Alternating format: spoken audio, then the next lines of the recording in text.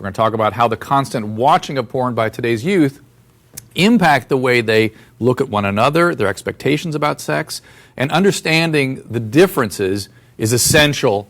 Joining me from Boston is Dr. Gail Dines, author of Pornland, How Porn Has Hijacked Our Sexuality, and porn star, now director-producer, Stormy Daniels. Stormy is in the studio with me. And you and I had talked once in the past about when you became a director-producer, you immediately noticed that men and women view pornography for different reasons. Absolutely. Most men go straight to the sex scenes. They use it as a quick way to release or get themselves going. They do it for visual simulation, strictly enjoyment. A woman needs a little bit more time warming up. They're more likely to use it as a marital aid, watch it with their spouse or their partner to help get in the mood, or maybe, strangely enough, I found a lot of women watching some of my newer titles to learn some new tips. It's a good way to broach what would you like to try new, and put something in. And so many women come up to me and ask me about things that they've seen in my movies. Now, you said to me once, you paraphrased it in a very nice way when I talked to you last time about this. You said men want to see people having sex. Absolutely. Women want to know why those people like each other so much that they want to have sex. Exactly. Women are definitely more interested in the storyline. A man's perfectly happy to put in a DVD and go straight to the sex scene with no lead up. If you put that in next to your wife, chances are she's going to say, I would never bang the pizza delivery guy. Why does she like him so much?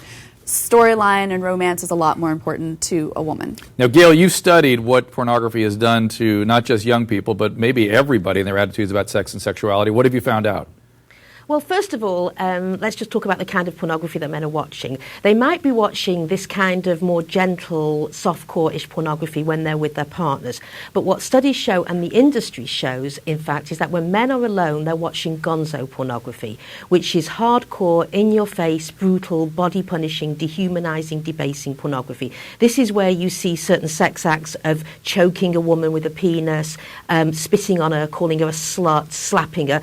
And what they find is that when men are alone, this is the pornography they go to. And what I have found in my interviews, and what studies have found for well over 30 years, is that, first of all, pornography shapes the way men think about sexuality. And this is especially the case today, because the average age of first viewing pornography is about 11 or 12. When that boy types porn into Google, he comes up with hardcore body-punishing sex. He has no history of sex. He's never had sexual experiences for most of them. So this is what he thinks sex is. So today, porn is the most profound form of sex education that exists in our society. Gail, do you think that there's some sort of developmental window during which, if a young male is exposed to a certain kind of explicit material, it becomes sort of a preference or something that they seek? You understand what I'm asking?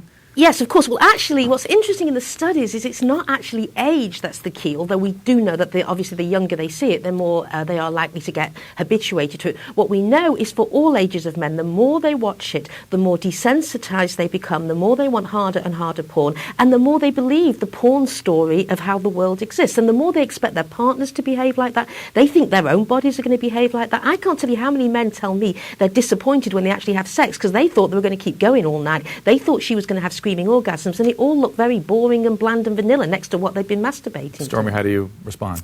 I would like to go back a little bit, actually. To the best of my knowledge, there has been no actual evidence found. There have been no studies, so I would like Gail to tell me where these studies are, because to the best of my knowledge, that's not true. And I will readily admit that there is lots of gonzo porn out there. There is some hardcore sex, that includes deep throating, which she was referring to, and whatever. But that is not the majority of what is watched. If you go back over the last 20, 25 years and look at what the top selling and renting DVD titles are every single year, none of those things are in them. The number one downloaded and viewed movies are movies like Flashpoint from Wicked Pictures, or Island Fever, Pirates from Digital Playground.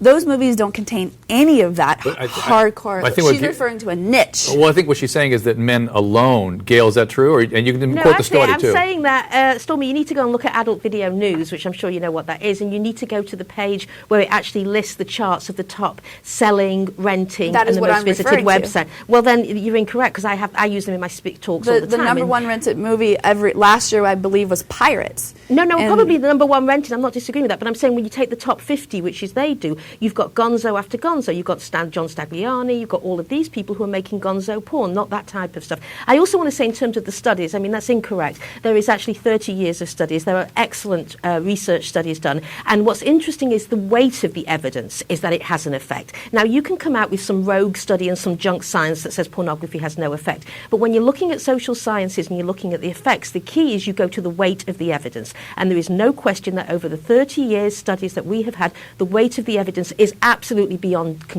debate now and beyond any analysis that says that porn has no effect. That is simply not true anymore. So I want to give Stormy a chance to have maybe the last word here, or one of the last words. No, I just I wanted to make the point that she's quoting these studies, and I would like to know where they're coming from, because to the best of my knowledge there isn't, and she has yet to provide me with where exactly we can find this.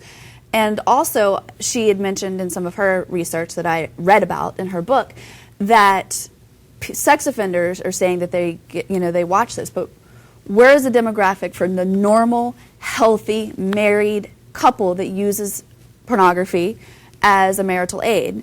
Well, let's ask Dr. Dines. Do you have a response to that? Yeah, of course, there's tons of studies. I mean, you just go to some of the psychological journals, and there's 30 years. And one of the key researchers in the field, for example, is Dr. Neil Malamuth, who did a study about 8 years ago looking at, I would say, 50 or 60 of the studies from the last 20 years. So, I mean, it's not like I'm pulling these up from nowhere and making them up as I go along. I mean, there is a real scientific collection of knowledge here about this. I will say this is a conversation worth continuing. Maybe I'll bring you guys back to continue this conversation, because it's an important one.